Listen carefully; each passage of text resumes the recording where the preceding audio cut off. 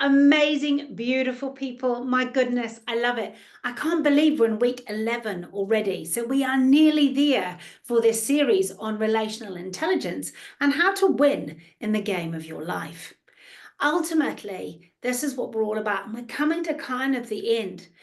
And this week, I really want to just share with you what is the difference between the top 10% of the people in our lives and the bottom 10%.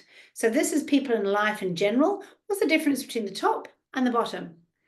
And I'm just going to share a personal story to begin with because it kind of fits with that. I have struggled for years with my weight.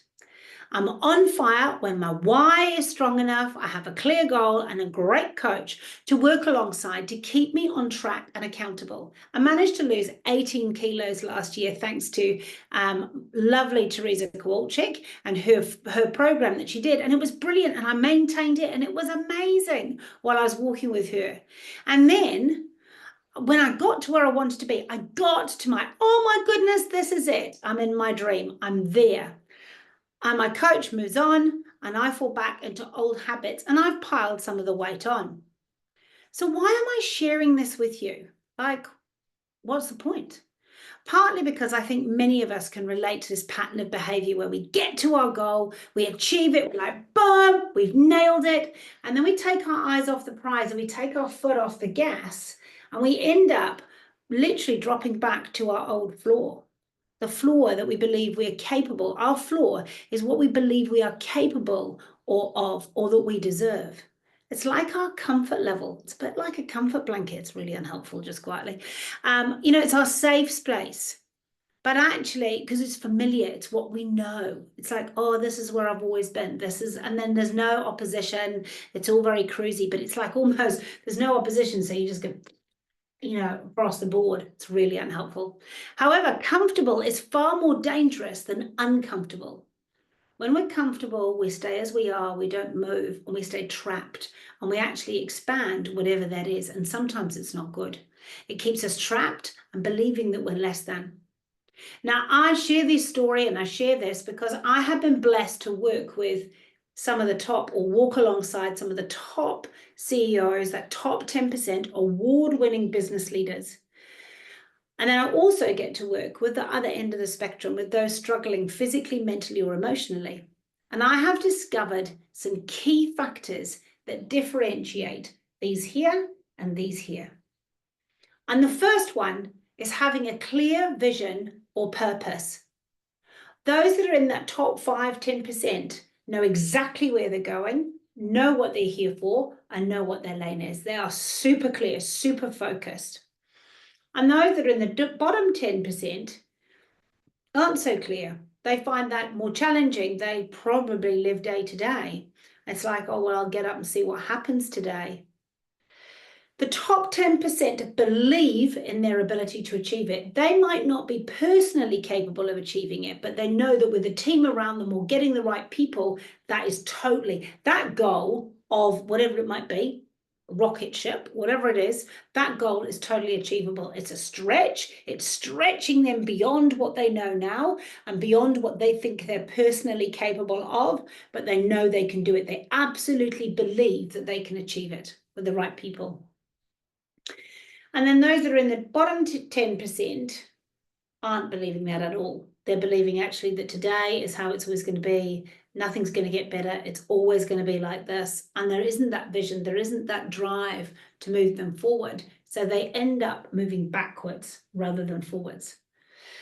That top 10% have a plan and a structure of how to get there. They know clearly, I'm going to do this, this, this, and this. This is how we're going to work forward. Even if the this, and this changes, they've got a plan and they start to move. Because obviously what often happens is as you start to move, things change. And so you have to shimmy and move a little bit with that.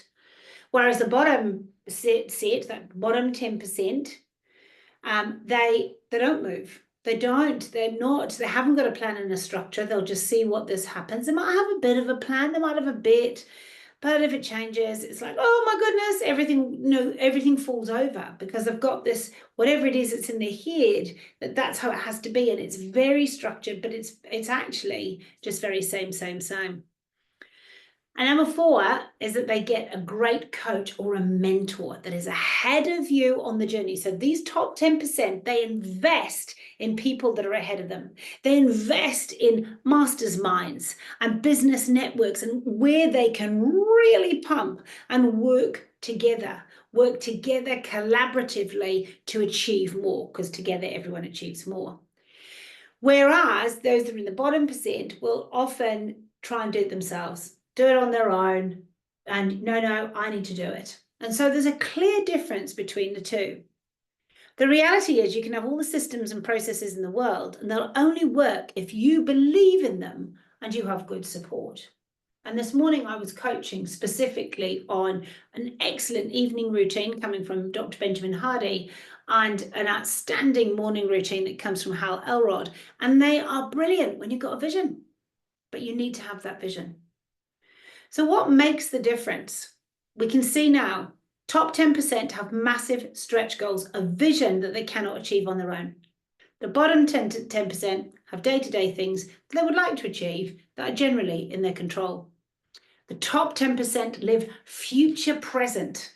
In other words, it's their vision and their future. And you can see it it literally pulls you forward. It is pulling them and it dictates what they're going to do today because it's going in that direction. The bottom 10% live past present, where what they have done before dictates where they're going to be today. So they're always kind of being pulled back, almost like literally held back, because they're limited. They're limited, whereas the top 10% are unlimited because it's all about where they're going. The top 10% generally have positive, uplifting, there's always a way attitude and approach. They're like, come on, there's always a way. There must be a way to do this. I'm possible.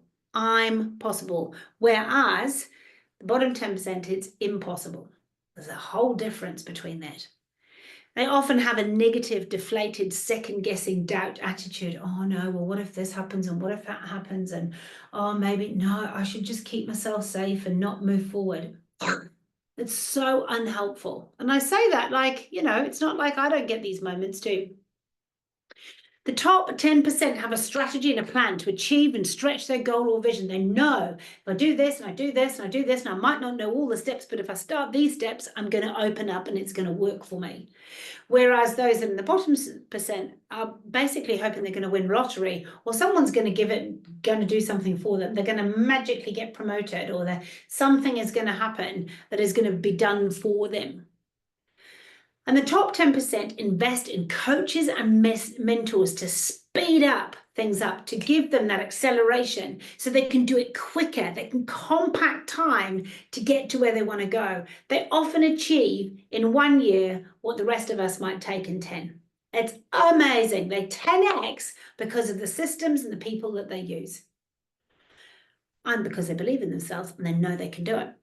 The bottom 10%, they think they have to do everything for themselves, which we've already talked about with this, which slows them down. And often their 10 years can take a lifetime, if at all. So it makes a massive, massive difference. I really encourage you that if you would like to be in the top 10% and want some clear examples of how to change your perspective from past present to future present, purchase The Great Exchange. My book will be out at the end of this month, at the beginning of December, and that will be coming out with 18 coaching sessions in. You get 18 examples. In fact, it's structured on life. Love, so you get my story in that season. Insight, when we look back through wisdom and insight as to actually this is how I see it differently now. Freedom, a dear reader that encourages you to just think for yourself. And then the engagement is the call to action, which is actually the coaching. So every single chapter in the book has a coaching for you. And one of them is actually how to write your vision or stretch goal. So seeing as you're my inner circle and you've been hanging around with me for a while, listening to these videos and been with me, I'd love to offer you absolutely for free my chapter on your vision and stretch goal to help you today. So if you would like that, I really encourage you to comment and share. So comment on this video and share it with somebody else, and I will send you my first chapter of that chapter on vision and stretch goal that hasn't even been released yet. So this book has not been published yet, and you can have a copy of my vision and stretch goal. So have a wonderful day. I love you dearly. Have an amazing week, and I will look forward to seeing you next week with our final episode of Relational Intelligence, because this is about pumping and getting the best out of life. Have an amazing, God-blessed week. Thank you.